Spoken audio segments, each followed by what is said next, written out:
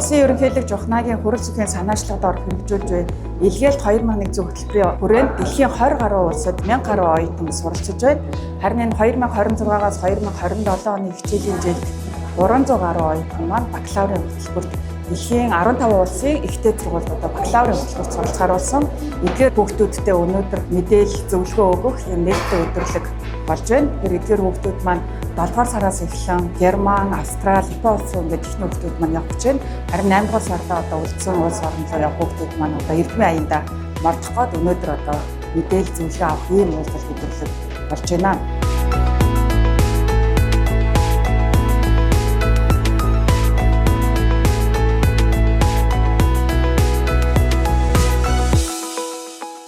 За сайн байцгаана уу та бүхэндээ ерөнхийлөгчийн илгээлтийн хөтөлбөрийн дагуу уулзж байгаадаа баяртай байна. 2025 онд ерөнхий боловсролын сургуулийг төгсөөд элсэлтийн ерөнхий шалгалт өгсөн 43.4 мянган хүүхдүүдээс шалгараад дэлхийн шилдэг ихтэй сургуульд суралцах том зорилгын төлөө энэ аялалд одоо та бүхэн гарах гэж байна. Мэдээллийн 90-100-д дэлхийн маш хурдтай өөрчлөгдөж байна. Тэгэхээр та бүхний одоо ээж аавыг ихтэй сургуульд элсэх тэр цаг үед бол амжилтын томьёо юу байсан бэ гэхээр тогтвортой ажлын байр гэдэг ойлголттой байсан. Харин та бүхнийг сургууль төгсөх үед бол илүү одоо өөр цаг үе бий болох гээд байна. Энэ юу гэхээр AI хөгжиж байна. Та нар AI-ыг одоо мэдээж өдөр тутамдаа бас хэрэгжилж байгаа гэж бодож байна тий.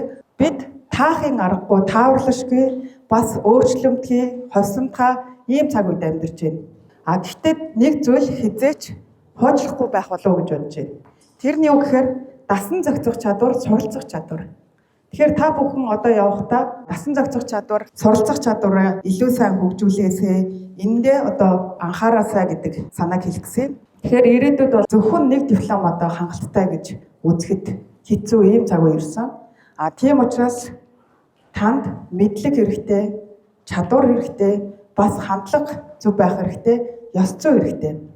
Нөгөө талаар та бүхэн Монгол Улсын засгийн газрын нэрийн өмнөөс олон улсад ихтэй сургуульд суралцсан. Улс их орныхоо нэрийг авч явах хэрэгтэй болж байна гэсэн. Тэгэхээр энэ хариуцлагаа бас ухамсарлаж, сайн хичээж суралцаасаа гэж хүсмээр байна.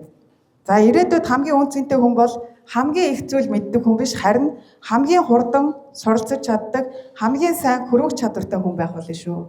Тэгэхээр энийг та бүхэн маань бас бодож суралцаарай гэж хүсье. За Монгол улс яагаад боловсролд хөрөнгө оруулалт хийж байна вэ? За Монгол улс маань өнөөдөр экспортын бүтээгдэхүүний 90 гаруй хувь нь нүүрс, зэс, алт гэсэн ийм бүтээгдэхүүнүүд байдаг. Энэ маань шавхагддаг нөөц. Өнөөдөр шавхагддаг энэ нөөц манай одоо нийгмийн эдийн засагт хамгийн хүчтэй нөлөө үзүүлж байна. Монгол Улсын эдийн засгийг авч явж байна. Харин цаашдаа биднэрт мэдлэгтэй, чадвартай, за мөн зөв хандлагатай, ёс зүйтэй, хариуцлагатай ийм ирээдүйн эзэд хэрэгтэй. Тэгэхээр мэдлэгтэй хүн бол үеэс үед үн цэн бүтээдэг. Олон хүн ярьдаг тий.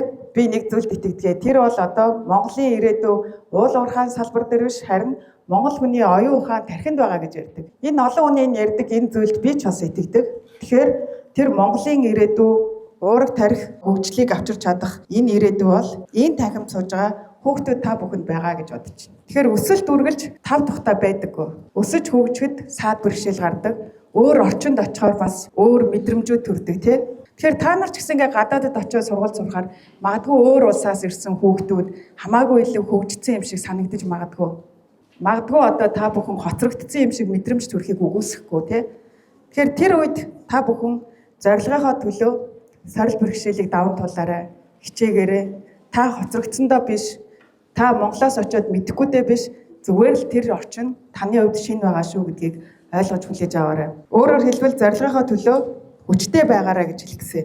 Хит их ачаалах гад, хит их сайн байх гад бас их ядарч болохгүй.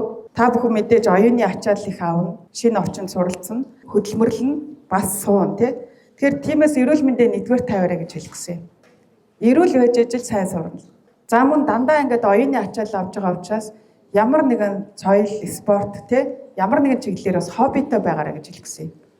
Хобби гэдэг бол одоо таныг зарим үед тэр стрессээс гаргадаг, зарим үед тэр оюуны их ачааллыг чинь гаргаж өгдөг ийм зүйл байгаа. Өөрөөр хэлбэл та бүхэн дэлхийд суралцж байгаа Монгол Улсын ирээдүйн хүмүүн капитал мөрөөдөлтэй байж, зорилгынхоо төлөө өөрийгөө хайрлаарай. Мөн бэрхшээлийг даван туулах хүч чадалтай байгаарай. Үнэт зүйлээ хизээж битгий алдаарай гэж хэлгэсэн. Бас эх орондоо үн цэнийг бүтээгээрэй гэж хэлгэсэн. Магадгүй гоё орчинд очиод сураад гоё газар очиод амьдрахаар таны амьдарч исэн улс гоё биш санагдаж болно. Амьдарч исэн аймагчин гоё санагдхаа болж болно. Гэхдээ эх орноо эзэж битгий мартаарай. Эх орондоо заавал үн цэнийг бүтээгээрэй гэж хүсгэсэн. Тийм болохоор алсын араатаа том зорилготой зорилгынхаа төлөө бас хүчтэй байгаарай гэж та бүхнээс хүсье. Тэгээ Монгол улсын ирээдүйн мэдээж гэрэлтэй байна. Яагаад гэвэл тэр ирээдүйг гэрэлтүүлэх манлайлагчд өнөөдөр энэ танхимд сууж байна.